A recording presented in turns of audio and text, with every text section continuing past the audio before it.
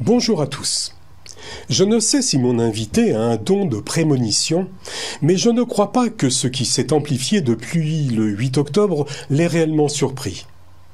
Début juillet, au troisième et dernier jour des universités du judaïsme qu'il avait organisé, un atelier de réflexion était consacré à la lutte contre l'antisémitisme avec la présentation du rapport 2022 du SPCJ, le service de protection de la communauté juive. Mon invité y écrivait « Les chiffres pour l'année 2022 restent à un niveau préoccupant dans un climat anxiogène. Depuis le 8 octobre, près de 1600 actes ou propos antisémites ont été répertoriés. Essentiellement des tags, insultes, mais aussi des coups et blessures.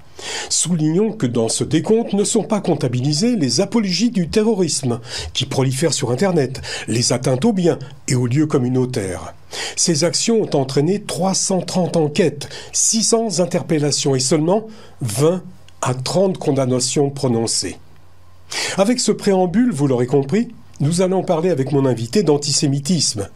Elie Korchia, président du Consistoire central, bonjour. Bonjour. Alors vous avez dit que les actes antisémites explosent. Elie Korchia, comment on peut s'en protéger dans la communauté juive ?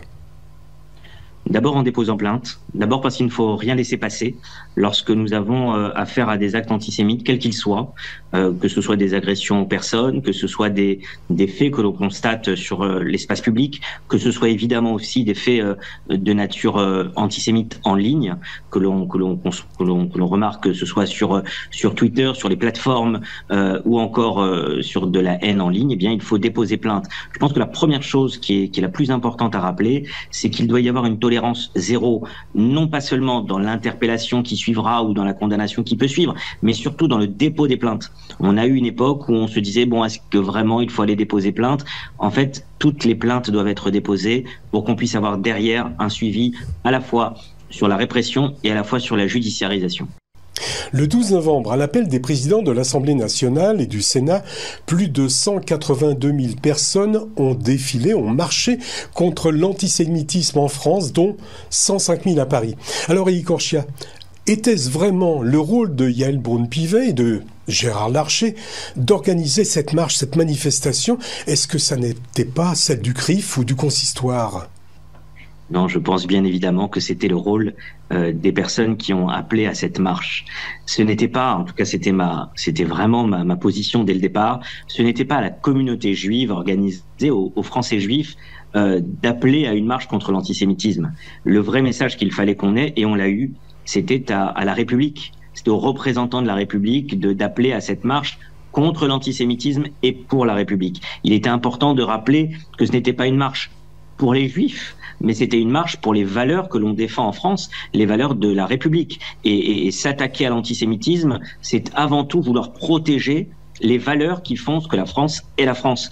Et donc, c'était un très bon message. C'était le message qu'il fallait, que cette marche soit lancée à l'appel, justement, de la présidente de l'Assemblée nationale et du Sénat, qui sont les deux plus grandes institutions, en dehors évidemment des deux personnages clés que sont le président de la République et la première ministre.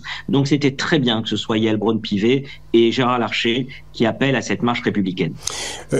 Vous avez dit que vous avez constaté un manque criant de responsables musulmans à cette marche.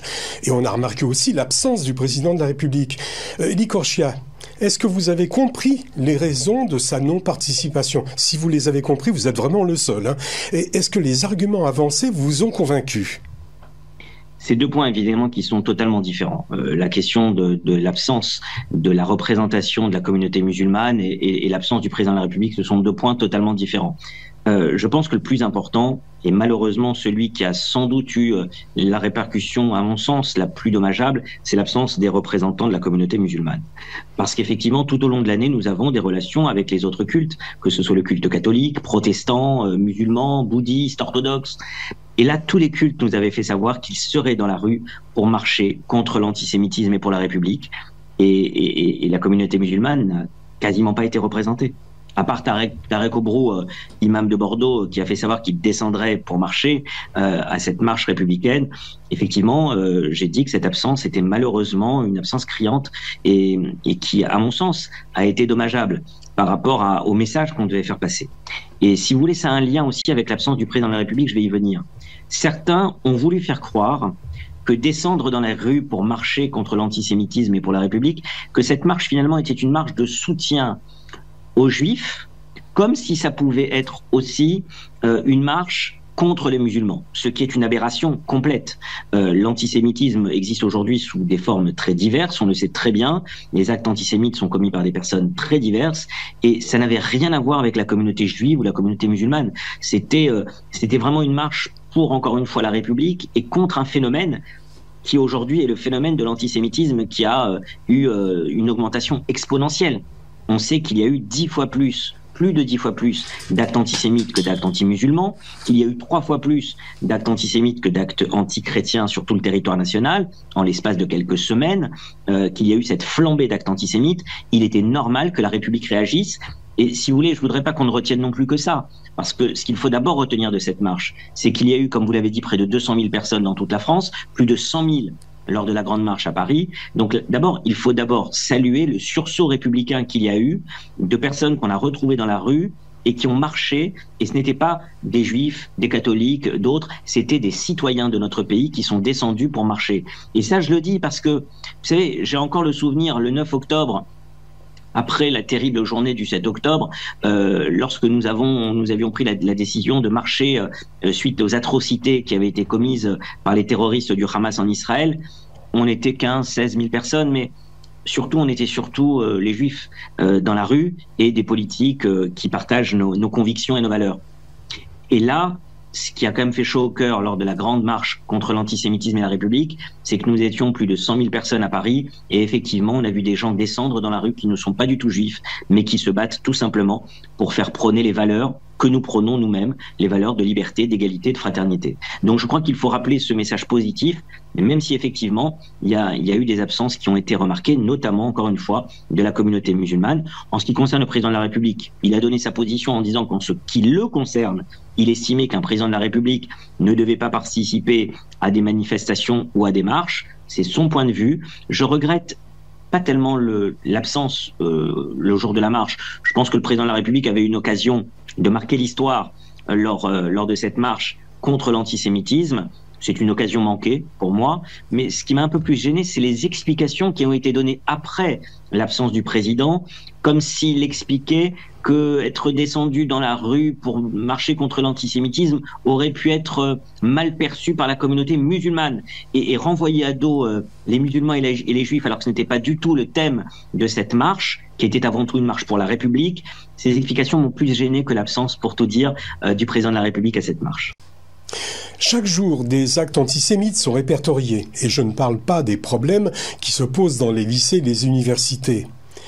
En dehors de faire confiance au ministre de l'Intérieur pour comptabiliser et afficher les exactions contre la communauté, 12 jours après la manifestation, qu'est-ce qui a vraiment changé ? D'abord, il faut quand même remarquer, parce que vous le dites rapidement, mais moi je veux quand même, en étant en contact tous les jours avec des responsables gouvernementaux et notamment au ministère de l'Intérieur, je veux d'abord saluer ici à cette antenne le travail qui est mené. Ils ne font pas que recenser des actes antisémites entre les services du SPCJ avec qui on travaille au quotidien et les services du ministère de l'Intérieur. Il y a quand même 10 600 policiers, gendarmes et avec l'aide de la force Sentinelle qui ont protégé les lieux de la communauté juive, plus de 900 lieux de la communauté juive depuis le 7 octobre en raison de cette flambée, cette augmentation importante des actes antisémites. Donc d'abord, il faut saluer le travail du ministère de l'Intérieur. C'est important de le dire. Il faut avoir cette reconnaissance.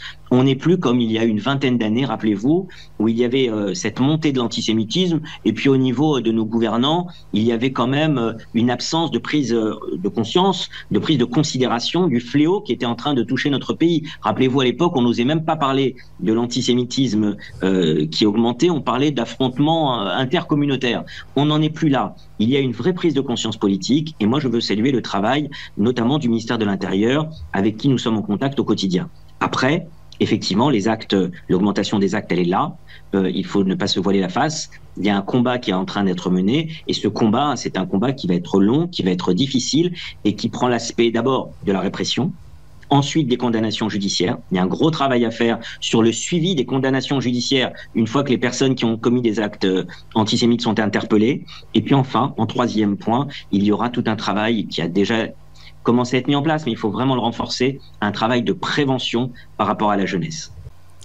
L'antisémitisme de droite en France a connu son apogée à la fin du XIXe siècle avec l'affaire Dreyfus, un essor important au cours des années 30, sous le régime de Vichy entre 40 et 44, et il a persisté jusque ces dernières années. Élie Korchia, de nos jours, quels sont les principaux facteurs qui contribuent à la recrudescence de l'antisémitisme en France? Est-ce qu'on peut définir un profil type de l'antisémite? Alors non, je ne crois pas qu'on puisse définir un profil type de l'antisémitisme, parce que vous savez, c'est un petit peu, je l'ai dit il y a quelques semaines, je faisais la comparaison entre l'antisémitisme et le Covid-19. Vous allez me dire, il n'y a pas beaucoup de rapport. Sauf que dans les deux cas, on peut estimer que c'est un virus. Dans le premier cas, c'est une évidence, et dans le deuxième cas, on peut considérer que l'antisémitisme est un virus qui a muté au cours des dernières décennies. Il y a aujourd'hui plusieurs formes d'antisémitisme, on le sait. Il y a eu un antisémitisme traditionnel de l'extrême droite, un antisémitisme beaucoup plus virulent, beaucoup plus violent au cours de ces dernières années qui vient de l'extrême gauche. Et puis évidemment, on ne peut pas le cacher. Cet antisémitisme aujourd'hui, il est principalement et souvent motivé par un antisionisme qui devient de plus en plus agressif et qui fait que les Juifs aujourd'hui sont aussi victimes d'actes antisémites de par cet antisionisme qui devient aujourd'hui une des figures les plus récurrentes, malheureusement, dans notre pays, de l'antisémitisme. Avec aussi un point qui est essentiel, on a vécu les attentats de 2012, on a vécu les attentats de 2015. Vous savez combien j'ai assisté les parties civiles, les victimes, bénévolement pendant des années sur ces attentats. Il y a aussi cet islamisme radical qui gagne du terrain dans le monde entier, mais aussi dans notre pays. Et l'antisémitisme est aussi malheureusement aujourd'hui gangrené par cet islamisme radical. Même si on ne veut pas verser dans la paranoïa, de nombreux coreligionnaires ne portent plus la kippa dans la rue. On enlève les mezouzotes, on efface les noms sur les boîtes à lettres ou sur les parlophones. Jusqu'où on va aller comme ça? Élie Korchia, quel est l'avenir de la communauté juive? Ou plutôt, je vais vous préciser ma pensée, est-ce qu'il y a un avenir pour le judaïsme en France? Pour répondre à votre question, je dirais qu'on est un petit peu sur une ligne de crête. Cette ligne de crête, elle est parce que d'un côté, nous sommes très marqués par ce qui s'est passé en Israël. C'est la première fois depuis la Shoah que le peuple juif est attaqué, et en plus sur le sol d'Israël, par une organisation terroriste surarmée dont on n'aurait jamais pensé qu'elle puisse mener des actions de guerre de nature terroriste comme elle a réussi à le faire. Donc les victimes du Hamas, d'abord, c'est quelque chose qui ont beaucoup touché les Juifs en diaspora dans le monde entier, mais aussi en France. Et puis deuxièmement, cette augmentation des actes antisémites dans notre pays, violente, féroce, a créé aussi un climat très difficile. Maintenant, pour répondre à votre question, nous devons être très vigilants. Très vigilants. Et évidemment, nous sommes dans une période à risque, on sait très bien qu'il faut être vigilant. Mais d'un autre côté, nous devons continuer à vivre avec ce qui fait ce que nous sommes. Moi, je ne suis pas pour nécessairement enlever la kippa partout et tout le temps. Il y a des moments, on peut pas dire à des personnes qui sont dans des secteurs plus difficiles de continuer à vivre exactement de la même manière qu'avant, parce qu'effectivement, il faut être prudent. Mais on n'en est pas non plus à devoir changer partout nos noms sur nos boîtes aux lettres ou à prendre des décisions qui font qu'on revient sur ce qui fait notre identité juive. Donc je crois qu'il faut justement continuer à vivre avec notre judaïsme, et je crois à la persistance de notre judaïsme en France, parce que nous sommes la 3e communauté juive au monde, après Israël et les États-Unis, et je peux quand même vous dire que même si la vigilance est là, la vitalité de la communauté juive, elle est là aussi.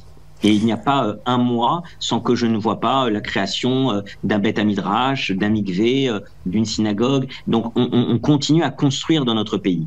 Et moi je vais vous dire, même on est dans une période des plus difficiles, hein, donc je ne vais pas vous dire que tout va bien, et je ne suis ni naïf ni incrédule. Je suis parfaitement lucide sur la situation. Mais je ne veux pas baisser les bras. Et à chaque fois je pense à une chose, ce sont les survivants et les survivantes de la Shoah.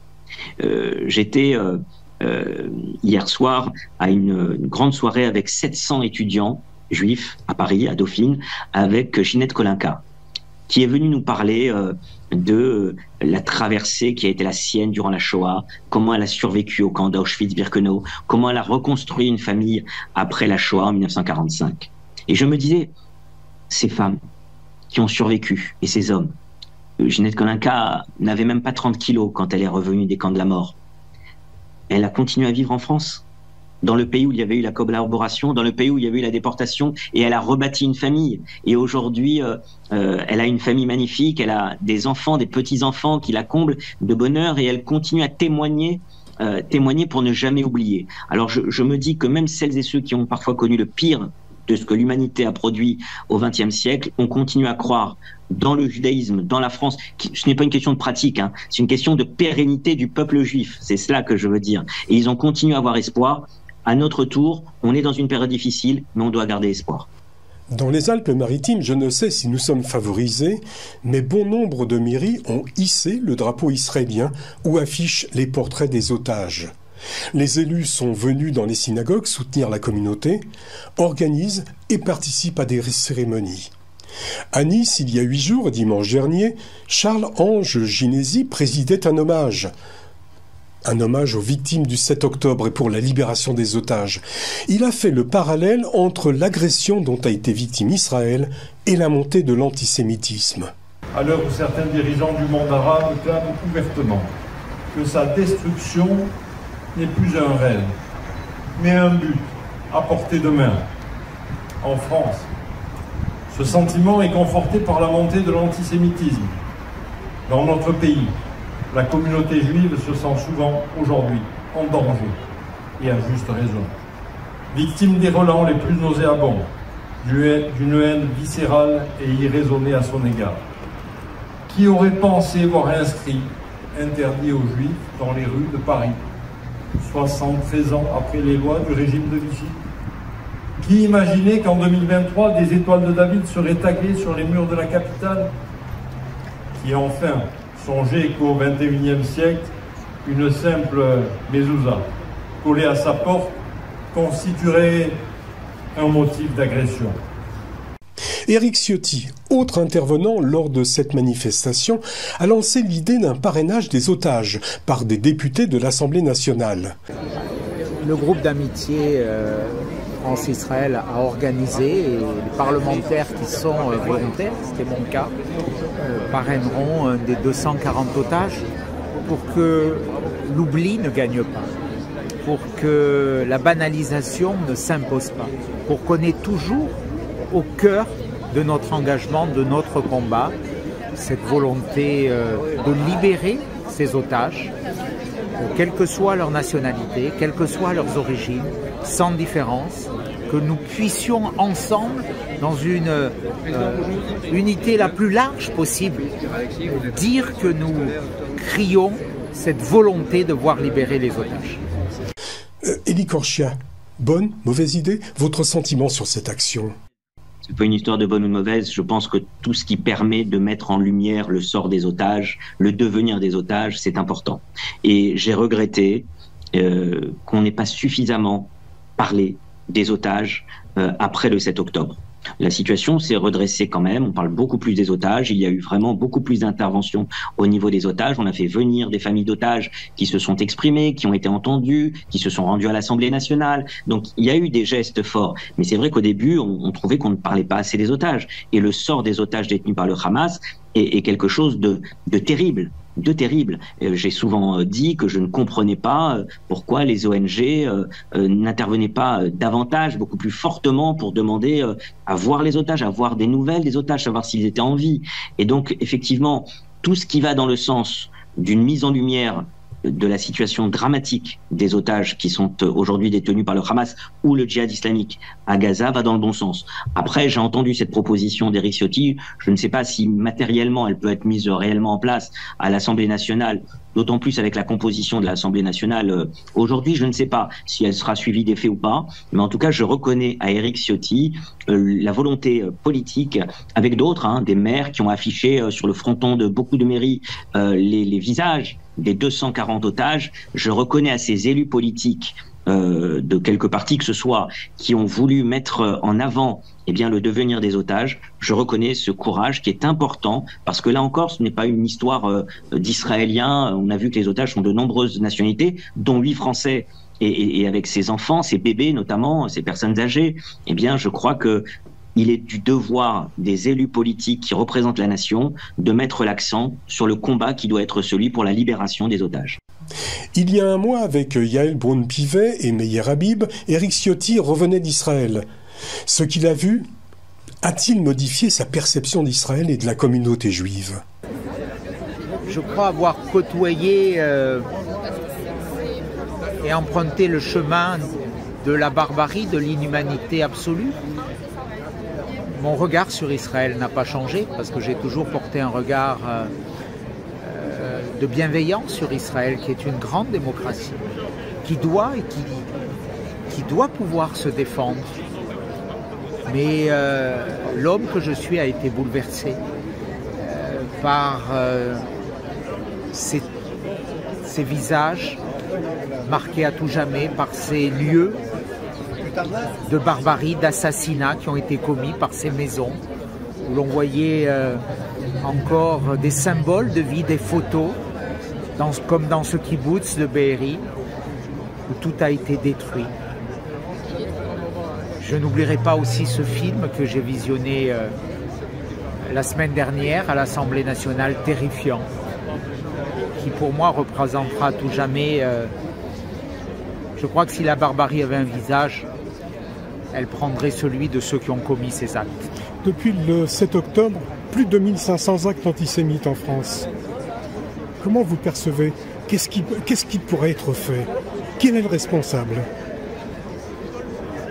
Ce qui doit être fait, c'est une intolérance absolue à l'encontre de ces actes. C'est une réponse pénale ferme.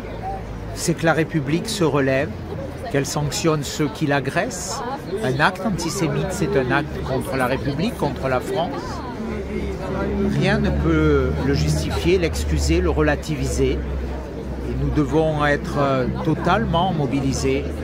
Ce qu'il explique, c'est peut-être des années de renoncement, des années où on a laissé prospérer les ferments des germes de l'intolérance, où l'on a laissé peut-être s'installer le séparatisme dans la République, où l'on a laissé progresser l'islamisme, qui est à la base aujourd'hui de cet antisémitisme. On le remarque tous les jours, le conflit israélo-palestinien a exacerbé les tensions et les divisions au sein de la société française. Certains courants de l'extrême gauche soutiennent aveuglément la cause palestinienne et par extension les mouvements islamistes radicaux comme le Hamas. On le constate lors de manifestations et on est passé, on l'a entendu, on l'a vu, de la cause palestinienne à l'antisémitisme. Est-ce qu'il y avait un moyen, Élie Korchia, de ne pas importer le conflit en France? Est-ce que c'était possible? Moi, je vais vous dire d'abord que je n'aime pas trop l'utilisation du terme d'importation du conflit israélo-palestinien, en tout cas pour justifier de l'augmentation des actes antisémites. Je crois que l'antisémitisme est en France, il est là. Le ministre de l'Intérieur a eu raison de dire qu'il y a un antisémitisme latent déjà dans notre pays. N'oublions pas non plus qu'avant le 7 octobre, on avait déjà des chiffres inquiétants ces dernières années du nombre d'actes antisémites. Je crois qu'en fait, la réalité, ce n'est pas tant une importation du conflit israélo-palestinien. Je n'y crois pas et je combats même plutôt cette idée. Je crois que c'est surtout que ce qui se passe en Israël, cet antisionisme, a libéré une parole antisémite. On a eu une parole antisémite qui s'est désinhibée avec des actes, avec des violences, avec des propos qui sont inacceptables et qui, sous couvert de l'attaque d'Israël, attaque en fait les juifs parce qu'ils sont juifs. Et c'est ça qu'il faut dénoncer avant tout, je pense. Il est là le véritable problème et l'augmentation des actes antisémites, elle est là. L'antisémitisme était là, il était déjà sous-jacent, il s'est libéré, il a explosé à la faveur, à l'aune de ce qui se passait en Israël. Dimanche dernier, 3600 personnes, artistes, anonymes, ont défilé en silence de l'Institut du monde arabe au mémorial de la Shoah. Ceci pour une marche silencieuse et apolitique et pour la paix au Proche-Orient. Organisée par un collectif de 500 personnalités du monde du spectacle. Il n'y avait pas de slogan, pas de banderole. Alors Élie Korchia, ils ont défilé pour ou contre qui? Pour ou contre quoi finalement? Je pense que le message, il était double. Et c'était important de le faire sous cette forme-là. On ne défile pas tant contre quelque chose, même si évidemment il fallait défiler contre, marcher contre l'antisémitisme. Mais il était aussi important de dire qu'on marchait contre l'antisémitisme et pour la République. Et donc je ne pense pas que ce double message affaiblissait la cause et la lutte contre l'antisémitisme. Au contraire, je pense qu'il renforçait la lutte contre l'antisémitisme parce que ça montrait bien que ce n'est pas une affaire de communauté juive ou d'une autre communauté. Il s'agit d'un antisémitisme qui fait du mal à notre pays, qui est un mauvais signe pour notre pays et qui doit être combattu tout simplement par tous les républicains, par les hommes et les femmes françaises de toute confession, mais j'allais même dire les agnostiques, les athées, toutes les personnes qui ne croient d'ailleurs en rien, mais qui croient en une chose, aux valeurs qui sont celles qui sont au creuset de la République française. Il n'y a pas que la droite qui défend la communauté juive. On a tous remarqué que par ses propos et prises d'opposition, Manuel Valls se place en défenseur d'Israël. Le 14 novembre, à l'affirmation de Dominique de Villepin, « Il faut arrêter l'engrenage de la force et de la vengeance » en faisant porter, bien sûr, l'entière responsabilité sur Israël. Manuel Valls répondait par « Cessons de faire d'Israël un éternel coupable ». Dimanche dernier, sur CNews, Manuel Valls, toujours lui, assurait que la France insoumise et Jean-Luc Mélenchon avaient, et je le cite, un discours antisémite. Vous savez, c'est quand même la première fois depuis très longtemps qu'il y a une force de gauche qui a fait 22% à l'élection présidentielle, avec son candidat Jean-Luc Mélenchon, qui compte 80 députés à l'Assemblée nationale. C'est la première fois qu'une force de gauche, de manière aussi massive, tient un discours antisémite. Antisémite? Oui. Jean-Luc Mélenchon? La haine, oui. Il est antisémite? Oui. Mais moi, c'est... Il y a une différence entre il nourrit et il est antisémite. Par calcul, par conviction? Mais moi, ce qui m'intéresse, c'est pas ce qui se passe dans le cerveau. Ce sont les faits.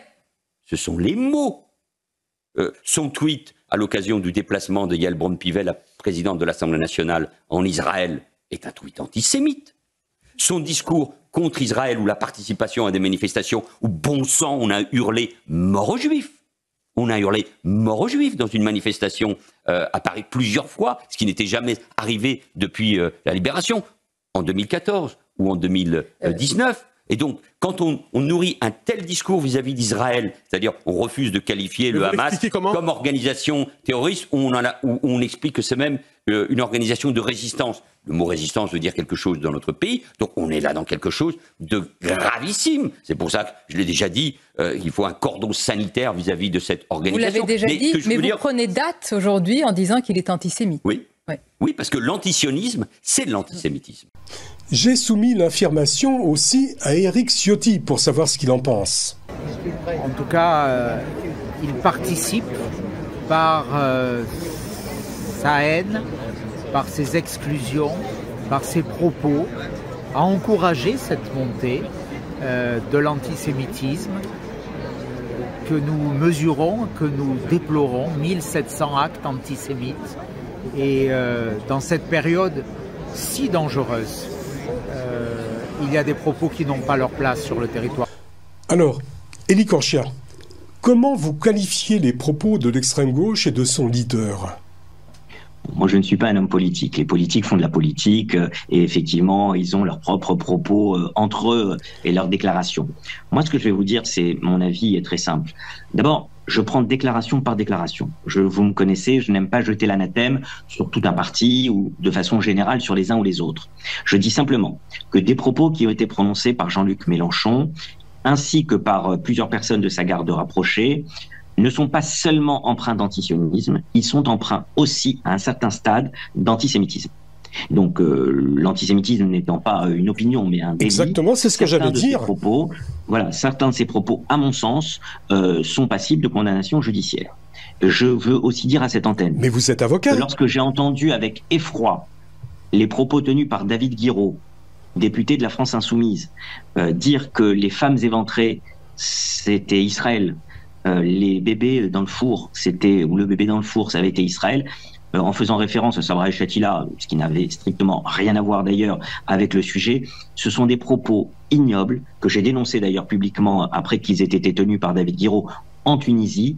Et je pense qu'effectivement, il y a des propos qui sont particulièrement graves parce que effectivement, on n'est plus sur le terrain de la critique, on n'est plus sur le terrain d'une opinion qui serait donnée.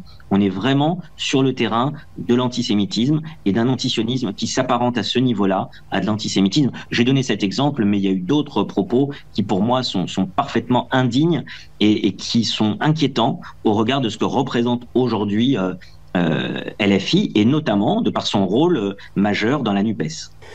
Alors à l'heure où nous enregistrons, un accord entre Israël et le Hamas, sous l'égide du Qatar et des États-Unis, a été conclu. Ceci pour la libération d'une 50aine d'otages retenus à Gaza, en contrepartie d'une trêve de 5 jours et la libération de prisonniers palestiniens en contrepartie. Elie Korchia, votre sentiment sur cet échange ? Ce sont des décisions difficiles à prendre. Quand on est, j'imagine, membre du cabinet de guerre, comme l'est aujourd'hui Benjamin Netanyahou, mais aussi Benny Gantz, et évidemment Yoav Gallant, le ministre de la Défense, il y a des décisions qui sont compliquées, qui sont difficiles, parce qu'il y a une guerre qui est menée par Israël pour éradiquer les infrastructures et les leaders du Hamas, et en même temps, Israël a un double front puisqu'il doit aussi tout faire pour sauver la vie des otages. Donc il y a évidemment des discussions, des décisions qui sont complexes, extrêmement difficiles, mais je crois que c'est une décision importante et nécessaire, salutaire, de tout faire pour Israël, de sauver la vie des otages. Israël a affaire à un terrorisme en face qui prône plus la mort que la vie. Nous, en Israël, et c'est les valeurs du peuple juif qui ont toujours été défendues, on prône la vie avant tout. Et chaque vie d'otage sauvée, évidemment, là on parle de 50 otages, on parle d'enfants, on parle de femmes, de mères, de mamans. Je pense que chacune des vies qui peut être sauvée par Israël, eh bien, nécessite ce travail, cet effort que fait en ce moment Israël pour sauver justement ces otages. Je rappellerai cette phrase du Talmud: quiconque sauve une vie sauve l'univers tout entier. Eh bien, j'espère que le maximum de démarches vont être faites pour que ce ne soit pas seulement 50 otages, mais que ce soit tous les otages qui puissent revenir auprès de leur famille. Amen. Je recevais ce matin Elie Korchia, le président du Consistoire central. Merci Elie Korchia de nous avoir consacré cette matinée pour nous préciser votre pensée, vos positions et celles du Consistoire. Au revoir, à bientôt. Merci Elie Korchia, à bientôt.